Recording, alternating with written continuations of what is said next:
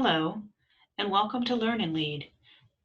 This is our special series, Leading Through a Pandemic, with Todd Popham and myself, Jennifer Triplett.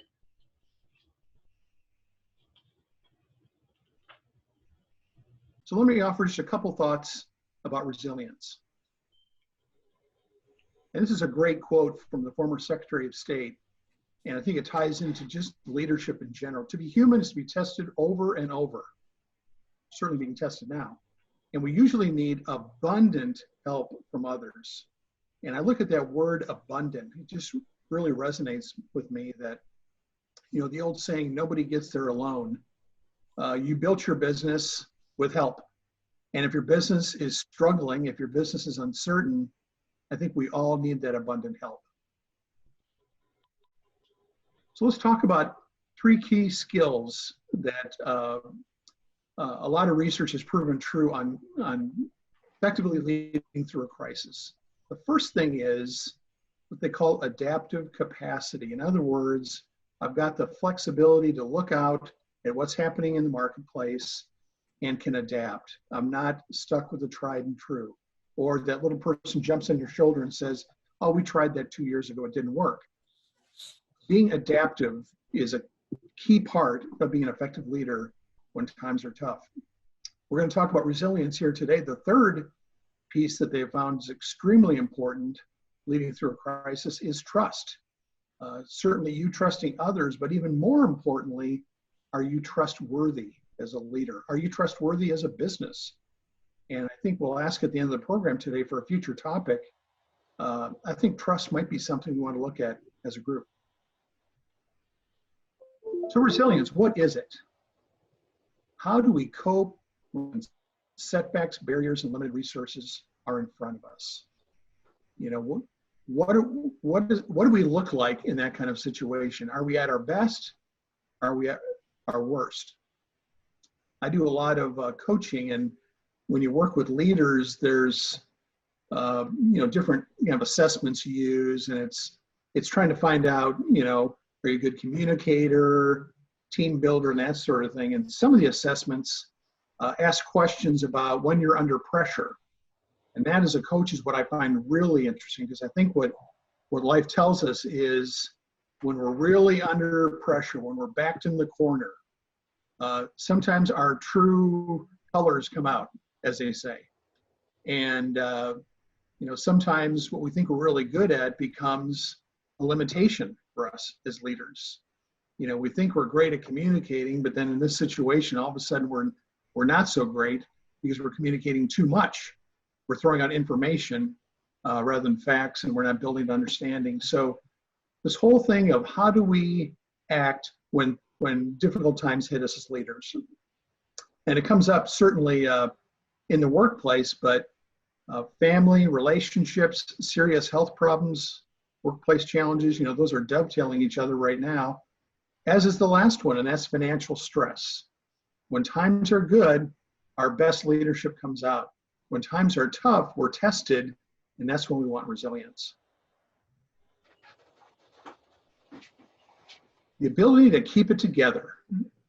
And I really like the second part of that, and that is leaders who keep it together, keep us together. And there's a question below that, and I'd welcome some participation from folks on the call this morning about this. How would others, your clients, your team, whoever others might be in your mind this morning, describe your mindset right now? If leaders help keep us together, are you keeping it together? And even maybe a good question might be, what does keeping it together mean to you as a leader? Whether you own a business, professional relationship you have, whatever that might be. So let's move on to a few areas where it comes to resilience. And the first one is looking at a recharge versus endure. And when I think of enduring, I'm going to get through this somehow. But it also has some negative implications to it, enduring. It's kind of like we talked about earlier, if I could only get back to normal. Well, normal is probably not where we probably didn't want to be at normal before this. we're certainly, when we come out of this, we want to look at, things a little differently. And I think back to when I think of the word endure, and I think back to when I was in high school, I was a cook in a kitchen. And we were often understaffed. And of course, I think I was washing dishes for a little while, but I moved up to cook, and I thought, gee, an extra 25 cents an hour, this is the big time here. And what I found is, cooking in kind of a line operation, it was a family restaurant. There was a term that I'd never heard before. And any of us who've worked in restaurants are probably familiar with it. And the term is in the weeds. And it basically refers to when there are so many orders coming in and you've got things, your grill is completely full of food, and the fryer is smoking, and there's lights and bells going on and all that sort of thing. And you just stop and look and go, I'm way over my head. I'm in the weeds. How do I get out of this? And they've done some research on really busy kitchens in big cities. How do they do that? I talked to like the executive chefs, and they say, one thing that sometimes you have to do is just say, okay, stop. We're not taking any new orders. Everybody, we're going to take a minute, take a deep breath. What do we need to do next? And I don't know, at that point when I was 17, that was the last thing I thought of. I thought I'd be fired. That thought never crossed my mind. But sometimes, it's this, you need to recharge. It's not just I'm going to survive this. I need a recharge. I need a short break. Where are we? What do we need to do next? Let's take a look next at what they call recovery. So if we want to recharge versus endure, what is a recovery? And I like this sentence at the top. And Jen, I like your image there of the teapot. All that water in the teapot, when it gets hot, has to go somewhere, doesn't it? Say just because work stops does not mean you are recovering. So if your business has slowed down or literally stopped, you can say, oh, I'm not working, I'm recovering. But the reality is what you're doing is you're not working. And recovering is actually an intentional act. And there's a couple different ways to look at it. One is internally recovering. And that is, best example is during the workday. I talked to some business owners, and their day, and I'm sure it's typical for a lot of entrepreneurs, it's just nonstop, one thing after the other. There's no calendar breaks, which people in a corporate environment, I think, are starting to listen to more and more. If I have a 9 to 10 o'clock appointment, my next one's at 10:30. It's not at 10 o'clock. Why? There's no recovery, right? What are the chances it goes over? What are the chances? All these different things that could happen. So, being intentional during your day, and I'm getting better at this the older I get, is for calendar breaks between things I need to do. If you say, well, I'm not in charge of my calendar, I would follow up and say, why are you not in charge of your calendar? It is your calendar. And what do you need to say no to, stop doing, etc.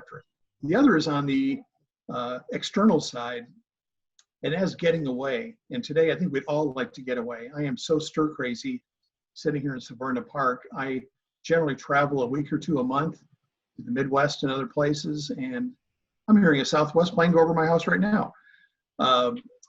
Getting away. But getting away isn't always an airplane, a car, a boat, or whatever that might be. It can be getting away even in your neighborhood. Getting away from the stuff momentarily, whether it's your family or some other things, is just so, so important. So it's internally is, how do we set up my day? The external is, how do I physically get out of this work situation I'm in? Going to the next room, walk in the neighborhood, whatever that might be. So that's recovery. And finally, last slide, and then we'll open some conversation on what's working for you. So what they call resilience builders. I'll just go through them real quickly. Aspiration. Sometimes in sports, this is called visualization. It's what do things look like once I've mastered this skill, or if my business has come out of this, particularly my business has come out of this stronger. Now, I guess everybody on the session today is saying, Well, that's what I'm looking for. Obviously, short term, we're going to struggle. We know that, right? Nationally, locally, uh, that's just a likely reality. But that struggle doesn't need to be longer forever if we have a plan of what we want to do. What are you aspiring to? What does your business look like when it's stronger? I'd either have a mental picture of that, even better. I'd put something down on a piece of paper that says, this is what my business looks like in 30, 60, 90 days, whatever the time frame is for you. That can be not only motivating, it definitely helps your resistance. Flexibility, and I think it was maybe Jill was talking about this a little bit, or I think it was Kate, accepting uncertainty that things are going to be changing. Dick, you talked about that as well, right? It's a constant, this adaptability that's just so important. Persistence, pushing through with grit. Again, when times get tough, some of us, I don't have a better term for it, soften up a little bit, right? I'm going to, who's going to come to my aid to push through this? Well, at the end of the day, it's going to be us, particularly if we're owning the business, if we're the leader, we need to push through with grit. And grit literally means, might be taking the gloves off, whatever, it's, rolling up your shirt sleeves, all the old terms. It's, I need to wade in and get involved and push this myself. People are looking for leadership from me.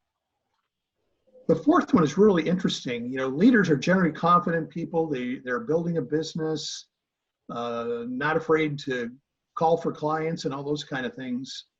But sometimes when adversity hits, you can tend to take a little bit of a doubting view of your own abilities. Boy, am I in the right business? Should I be leading this? We bought that piece of equipment, or we introduced this new product. Why did I, the woulda, shouldas that come in over and over again. Well, people are relying on you as a leader, and that positive view, you got here successfully on your skill set. Keep that positive view going forward. Avoid seeing crises as insurmountable. The glass is half full. I think we hear that over and over again. Many people in a crisis situation, we talked about last week, about 50% of people in a crisis tend to look at the glass as half empty. They go to the worst case scenario. My business is not going to survive this, et cetera, et cetera. And once you're going down that road, it's hard to come back. So again, we don't want to be naive. We don't want to pretend that these things aren't happening. But again, what glimmers of hope am I seeing here? How do I stay optimistic? Because again, people are counting on me. Taking the long-term perspective, how does this fit in? We've done this before, over and over in history, business, government, our relationships. We have hit speed bumps along the way. Sometimes more than a speed bump, it might have felt like a mountain, but somehow, some way, through grit and all these things we're talking about, we successfully move through it. And the last thought is, you reflect on how do you build strength. We don't build strength being sedentary, sitting still. And a good example is weight training. It's not fun when you do it, but after a little while, what happens? You feel stronger, you feel more confident, and away you go. So again, as you're feeling some of this weight of the crisis on you, maybe there's a silver lining in there of strengthening your leadership skills as you come out the other side.